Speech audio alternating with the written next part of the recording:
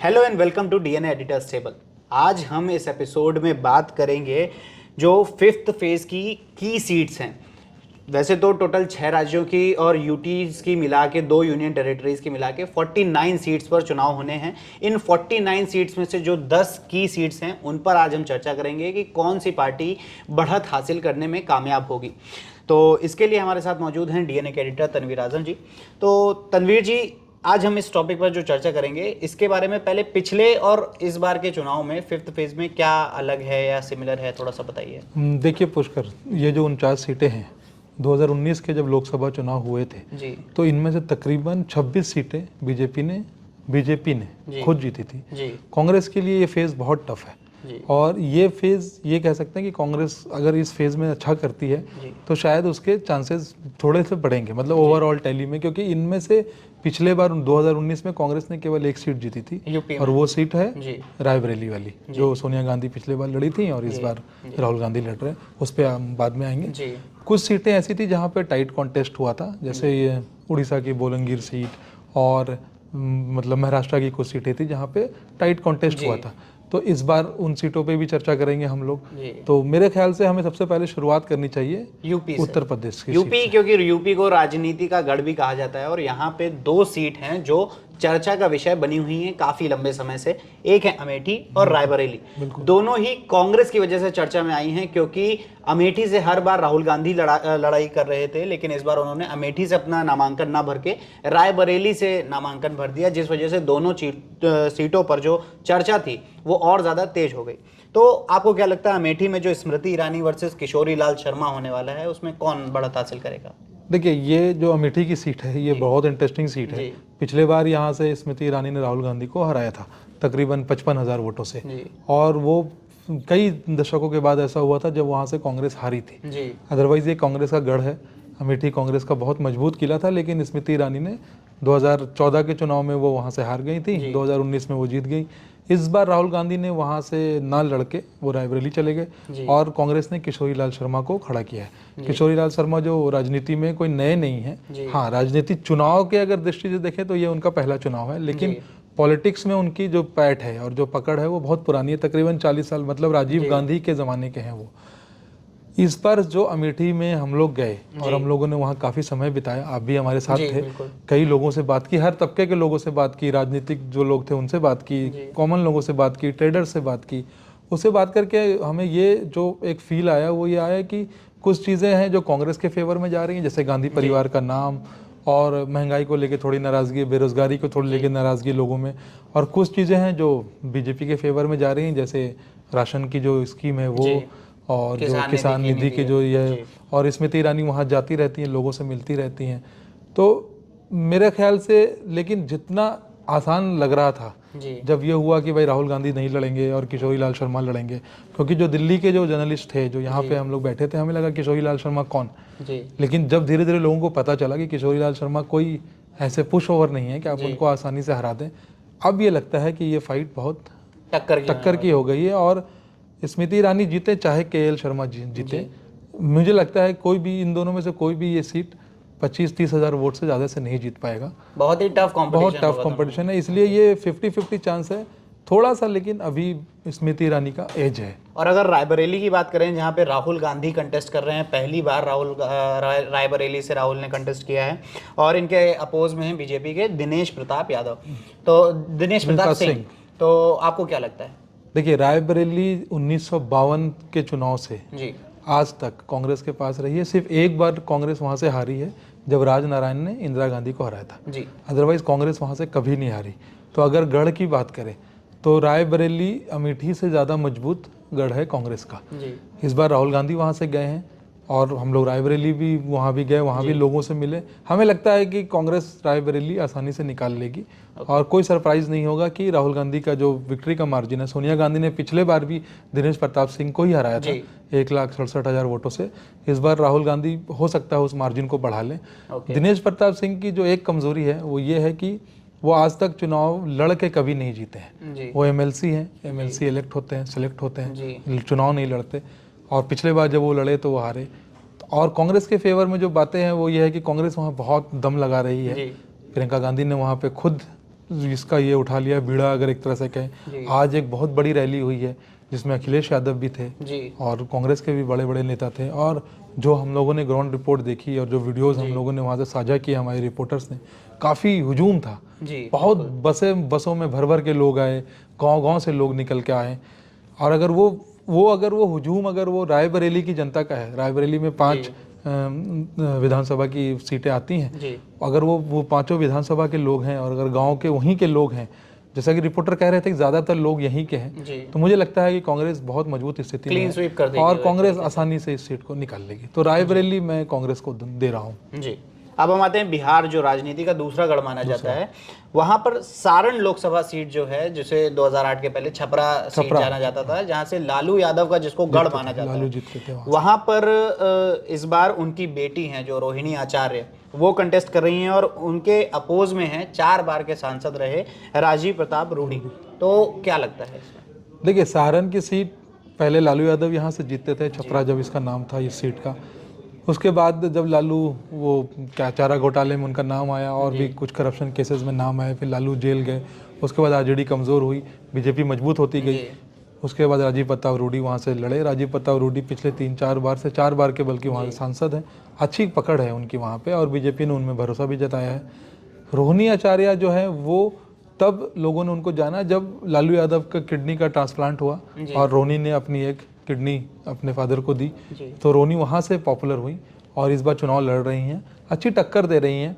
लेकिन मुझे लगता है कि राजीव प्रताप रूडी ये सीट निकाल लेंगे। और अगर इस सीट पर देखा जाए तो लालू यादव का एक तरीके से पूरा परिवार, लालू यादव खुद यहाँ लड़ चुके हैं, उनकी वाइफ राबड़ी देवी यहाँ से लड़ चुके हैं, वो भी राबड़ी भी हारी थी, वो हार गई थी, लेकिन उन्होंने इलेक्शन कंटेस्ट किया। और अब रोहिणी आचार्य भी, मतलब उनके परिवार के 3 सदस्य एक ही सीट से लड़ चुके हैं। तो ये सीट काफी इंटरेस्टिंग हो जाती है इस बार। अब आते हैं महाराष्ट्र पर। महाराष्ट्र में मुंबई नॉर्थ में पीयूष गोयल, जो कि पहली बार ऑन ग्राउंड जाके चुनाव लड़ रहे हैं, बाकी उनका बैकग्राउंड रहा है, वो देखते रहे हैं चुनाव को, और उनके अपोज में हैं कांग्रेस के भूषण पाटिल। इनमें से आपको किसकी पकड़ लगती है? देखिए, मुंबई की जो सीटें हैं, Mumbai north, Mumbai central, Mumbai south, जो सीटें हैं कांग्रेस की वहाँ पे है अभी भी, मतलब कांग्रेस की वहाँ पे पकड़ है, ऐसा नहीं है कि नहीं है। अब महाराष्ट्र की राजनीति मैं तो देने के दर्शकों को ये बताना चाहूँगा कि हम और पुष्कर उस पर अलग से एक एपिसोड करेंगे, आप लोग ज़रूर उसको सुनिएगा, क्योंकि महाराष्ट्र में इस बार क्या हुआ है कि पूरा खेल ही बदल गया है। जो कल उधर थे अब वो इधर आ गए, इधर वाले उधर चले गए। तो इस बार ना पार्टी को लेके लोग वोट नहीं कर रहे, इस बार लोग कैंडिडेट को देख के वोट कर रहे हैं। क्योंकि कल तक वो शिंदे शिवसेना में थे, वो फिर अलग पार्टी बन गई, फिर वो बीजेपी के साथ चले गए, फिर वो अजित पवार अलग हो गए, वो अपनी अलग पार्टी बनाई, वो अब बीजेपी के साथ है। बहुत उठापटक की स्थिति है और एज ए जर्नलिस्ट हम लोगों को भी बड़ी परेशानी होती है इन चीज़ों को ट्रैक करने में। लेकिन हाँ, मुंबई नॉर्थ बीजेपी के लिए एक आसान सीट होगी और मुझे लगता है पीयूष गोयल अपना जो चुनावी राजनीति जिसको बोलते हैं, उनका ये सफ़र जीत के साथ ही शुरू होगा।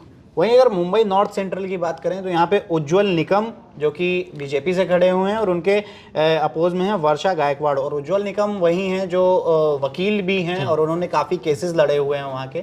तो इनमें क्या लगता है? देखिए, उज्जवल निकम 26/11 का जो केस था उसमें उन्होंने सरकारी पक्ष के वकील थे, बहुत पॉपुलर हुए, वहाँ से कसाब को फांसी तक पहुँचाया, काफ़ी पॉपुलरिटी उनकी है, लोग उनको जानते हैं, बहुत जाना पहचाना चेहरा है। वर्षा गायकवाड़ जो है वो भी एक स्ट्रॉन्ग कैंडिडेट है। तो ये जो सीट है ये एक टाइट कॉन्टेस्ट होगा यहाँ पे, और यहाँ पे उज्जवल निकम अगर प्राइम मिनिस्टर मोदी का अगर उनके ऊपर मतलब अगर उनके नाम पे लोगों ने वोट दिया तब तो उज्जवल निकम के लिए आसानी होगी। अदरवाइज ये उज्जवल निकम और वर्षा गायकवाड़ दोनों के बीच 50-50 के चांसेस हैं अभी फिलहाल। ओके, अब आते हैं झारखंड पे। झारखंड में सबसे ज़्यादा जो इम्पोर्टेंट सीट है वो है हजारीबाग। हजारीबाग में मनीष जायसवाल हैं बीजेपी से और जयप्रकाश पटेल जो हैं वो कांग्रेस से हैं। इनमें आपको किसकी पैठ मजबूत दिखती है? देखिए, हजारीबाग में पिछले बार भी बीजेपी ने बहुत अच्छा प्रदर्शन किया था, वहाँ की 14 सीटों में से 11 सीटें जीत के ले गए थे।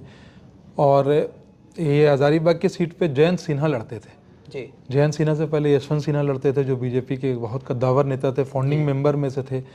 फिर वो जब उन्होंने राजनीति से पीछे हुए तो जयंत सिन्हा लड़े, उनके पुत्र।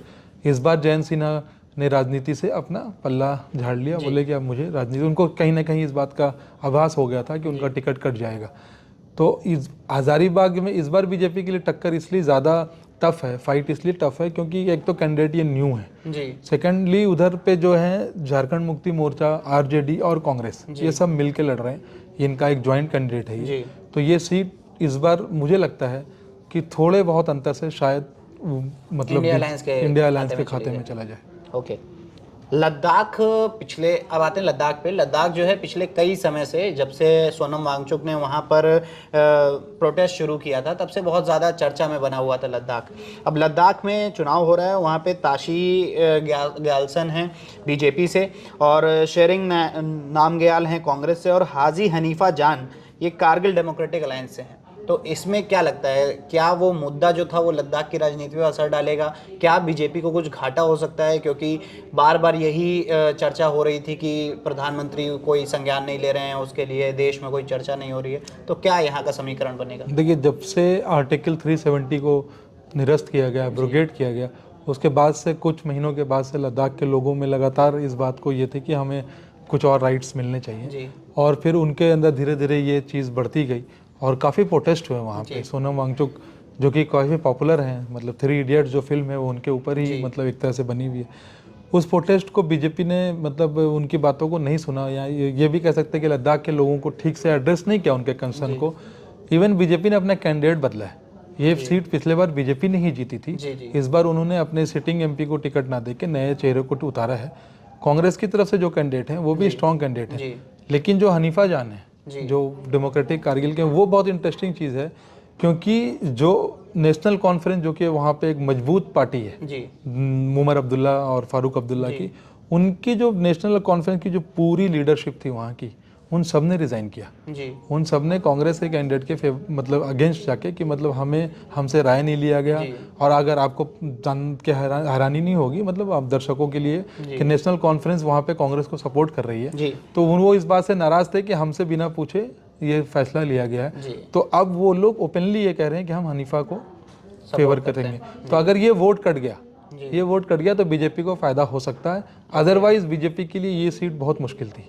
तो ये सीट भी अभी क्लियर नहीं है कि किसके पाले में जाएगी। ओके, ओडिशा की बात करें तो सुंदरगढ़ वहाँ से काफ़ी इंटरेस्टिंग सीट है, जहाँ पर जुरेल ओरम हैं जो कि बीजेपी से हैं, जनार्दन दुबे हैं जो कि कांग्रेस से हैं, और दिलीप टिकरी जो हैं वो बीजेडी से खड़े हुए हैं। तो आपको क्या लगता है इसमें किसकी पकड़ बन सकती है? देखिए, बीजेडी वहाँ पे सरकार में है, 25 सालों से नवीन पटनायक वहाँ के सीएम हैं। दिलीप टिरके जो हैं वो, मतलब दर्शकों को बता दूं, वो हॉकी के बहुत बढ़िया प्लेयर थे। हिंदुस्तान हॉकी के अगर कुछ जो मतलब फेमस नाम रहे हैं उसमें दिलीप तिर्के एक थे। उन्होंने बहुत सालों तक कप्तानी भी करी है हॉकी, इंडियन हॉकी टीम के, ओलंपिक में भी खेले हैं। तो वो एक स्ट्रॉन्ग कैंडिडेट हैं। और बीजेपी के पास जो हैं ओरम साहब, वो भी स्ट्रॉन्ग कैंडिडेट हैं। ये एक एसटी ट्राइबल सीट है। टक्कर जो है वो बीजेडी और बीजेपी के बीच में है। मेरे ख्याल से यहाँ पे थोड़ा सा बीजेपी को एज है, शायद ये सीट बीजेपी निकाल ले जाए। तो यहाँ पे कांग्रेस का कोई रोल नहीं? कांग्रेस का यहाँ पे कोई रोल नहीं है। ओके, अब हम आते हैं आखिरी 2 सीट्स पर, और जो कि हैं वेस्ट बंगाल की। वेस्ट बंगाल पिछले इस बार के चुनाव में अगर देखा जाए स्पेशली, तो बहुत ज़्यादा राजनीति का सेंटर बना रहा है, क्योंकि वहाँ पे कई सारे केसेस हुए और कई सारी उठापटक के बाद वहाँ पर वो हमेशा से चर्चा में रहा है। इस बार चुनाव में, इस बार जो चुनाव है वो है आरामबाग पे। आरामबाग सीट काफ़ी लाइमलाइट में है। यहाँ से अरूप कांति डिगर हैं जो कि बीजेपी से हैं, और मिताली बाग जो हैं वो टीएमसी से खड़े हुए हैं।